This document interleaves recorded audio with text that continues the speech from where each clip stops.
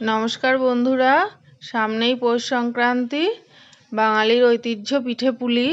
তাই আমি আজকে পাটিসাপটা পিঠে তৈরি করে আপনাদের দেখাবো। আমি জানি আপনারা সকলেই পারেন, কিন্তু আমি আজ যেভাবে বানিয়ে দেখাবো আপনারা যদি এইভাবে তৈরি করে খান, এর স্বাদ কিন্তু আপনাদের মুখে লেগে থাকবে। পাটিসাপটা বানানোর জন্য পুরটা তৈরি করে নেব। তাই কড়াইয়ে 1/2 লিটার দুধ দিয়ে দিয়েছি। দুধটা একটু জাল দিয়ে ঘন করে নেব। দুধটা কিছুক্ষণ ধরে আমি ফুটিয়ে নিয়েছি। এবার আমি এতে নারকেল কোড়া দিয়ে দিচ্ছি। এই যে এখানে ছোট একটা নারকেল কুড়িয়ে নিয়েছি। আপনারা নারকেলটা একটু পেস্ট করেও দিতে পারেন।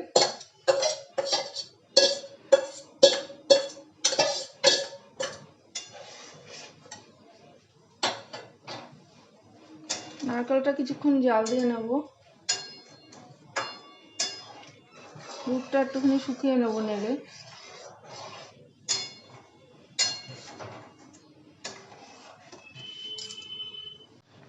দুধ আর নারকেলটা কিছুক্ষণ ধরে জাল দিয়ে নিয়েছি। এবার আমি এতে একটু কাঁচা সুজি দিয়ে দেব। এই যে কাঁচা সুজিটা আমি দিয়ে দিচ্ছি।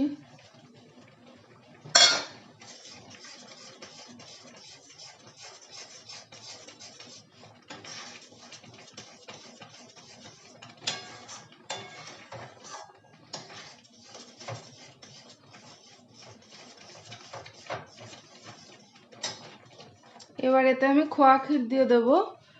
এখানে 200 গ্রাম খোয়া ক্ষীর আছে।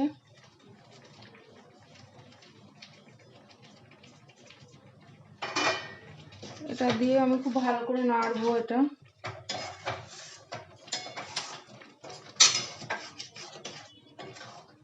এইভাবে নাড়তে থাকবো।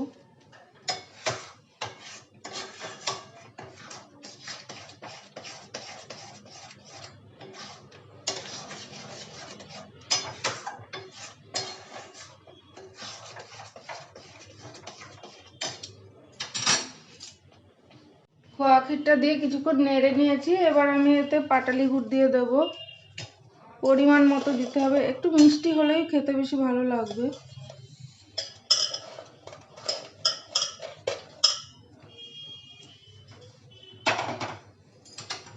এবার আমি আস্তে আস্তে নাড়তে থাকবো, গুড়টা যাতে গলে গিয়ে এর সাথে মিশে যায়। খোয়া ক্ষীর দিলে পুরটা খুব তাড়াতাড়ি তৈরি হয়ে যায়। নারকেল ছাড়া শুধু খোয়া ক্ষীর দিয়েও এভাবে আপনারা পুরটা তৈরি করে নিতে পারেন। খেতে ভীষণই ভালো লাগবে। এটা দিয়ে এইভাবে অনবরত নাড়তে হবে, না হলে তলায় লেগে যাবে।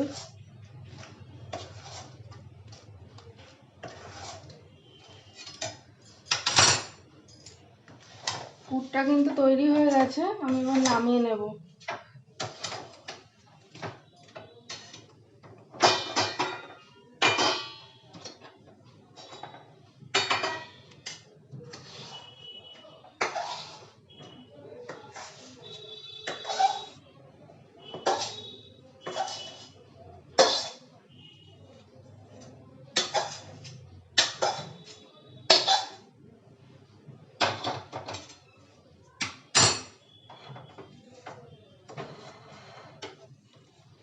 পাটিসাপটা বানানোর জন্য এবার ব্যাটারটা তৈরি করে নেব। এখানে আমি দিয়ে দিচ্ছি চালের গুঁড়ো। এই চালের গুঁড়োটা আমার বাজার থেকে কেনা প্যাকেটের চালের গুঁড়ো।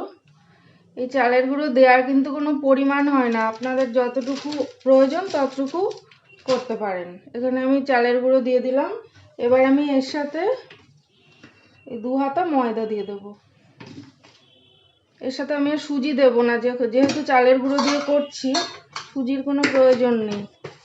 একটু নরম হওয়ার জন্য আমি ময়দাটা দিলাম।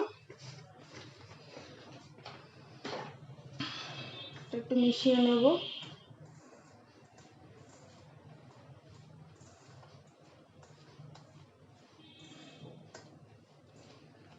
এবার এখানে আমি এই পাটালি গুড় দিয়ে দিচ্ছি। ব্যাটারে মিষ্টিটা অল্প দিলেও হবে, খুব বেশি দেওয়ার দরকার নেই।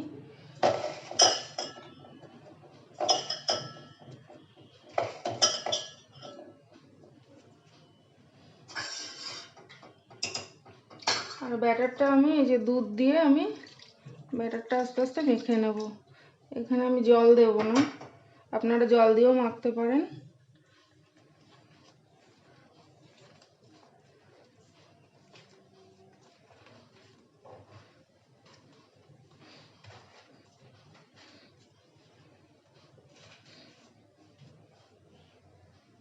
আর একটু দুধ দিতে হবে। ব্যাটারটা আমি একটু পাতলা করে নেব, বেশি ঘন করা যাবে না।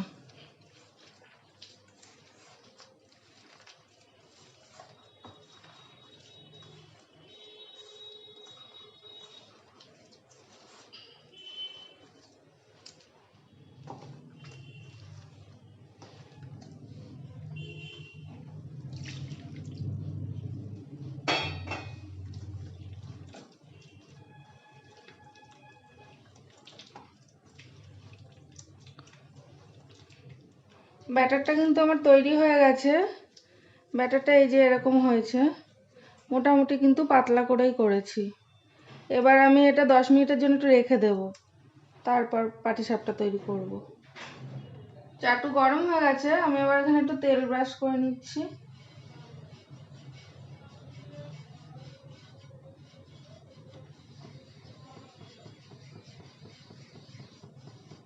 এবার এতে আমি ব্যাটারটা দিয়ে দেব। সাদা তেল ব্রাশ করে নিলাম, ব্যাটারটা দিয়ে দিচ্ছি। ছোট বড় যেরকম সাইজ আপনাদের পছন্দ সেরকম সাইজের বানিয়ে নিতে পারেন।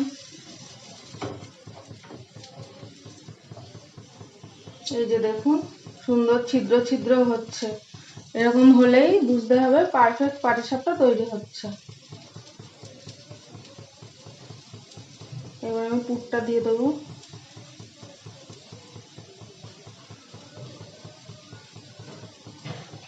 এটা একটু লো ফ্লেমে কিন্তু করতে হবে। উপরের দিকটা এই যে একটু কাঁচা নেই আর। এবার আমি আস্তে আস্তে এটা উল্টে দেব।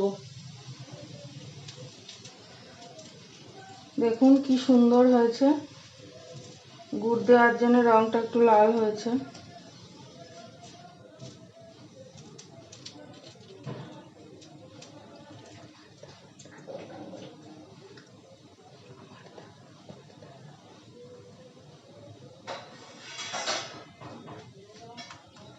এটা হয়ে গেছে, আমি এবার এটা তুলে নেব। একইভাবে আরেকটা আবার তৈরি করব।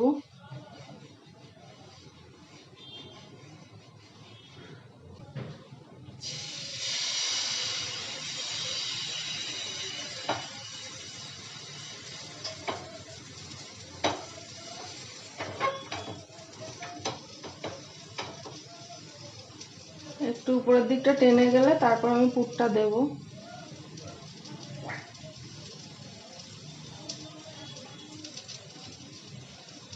এই যে দেখুন কি সুন্দর ছিদ্র ছিদ্র হচ্ছে, কোনো রকম সুজি ছাড়াই আমার কিন্তু এটা এরকম ছিদ্র ছিদ্র হচ্ছে। চালের গুঁড়ো দিলে আর সুজি দেওয়ার দরকার হয় না। চালের গুঁড়ো ছাড়া আমরা যখন শুধু ময়দা দিয়ে পিঠে তৈরি করি তখন সুজি দেওয়ার প্রয়োজন হয়, ওটা একটু শক্ত করার জন্য।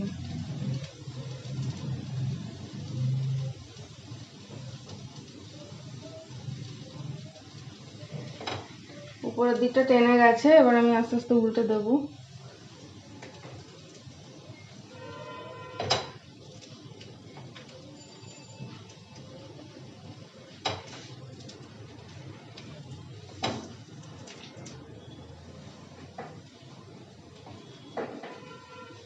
হয়ে গেছে, তুলে নেব।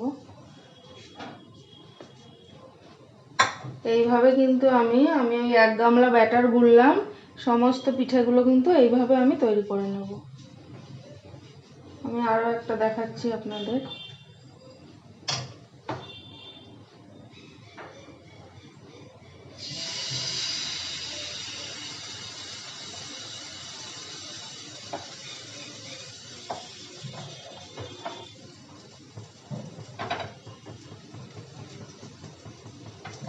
পাটিসাপটাগুলো আরো বড় বড় করেও আপনারা তৈরি করে নিতে পারেন, আমি ছোট ছোট করে করছি।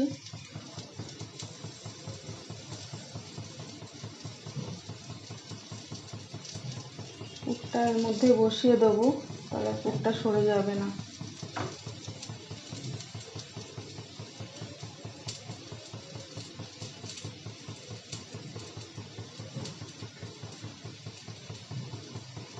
এই যে উপরের দিকটা টেনে গেছে, এবার আমি আস্তে আস্তে এটা উল্টে দেবো।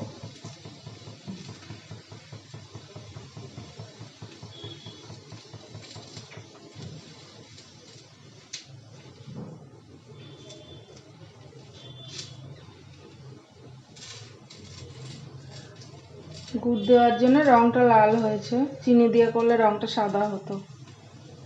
পিঠাটা হয়ে গেছে, আমি তুলে নিচ্ছি।